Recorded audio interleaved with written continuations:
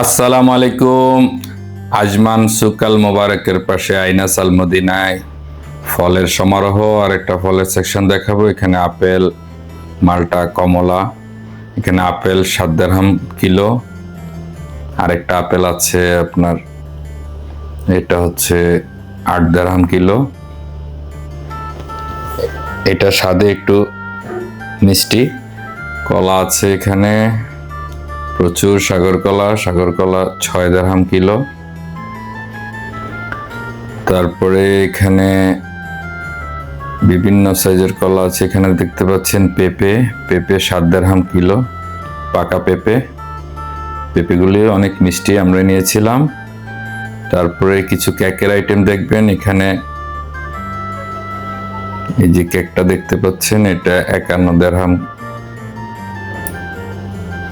এই কেকটা 28 দিরহাম,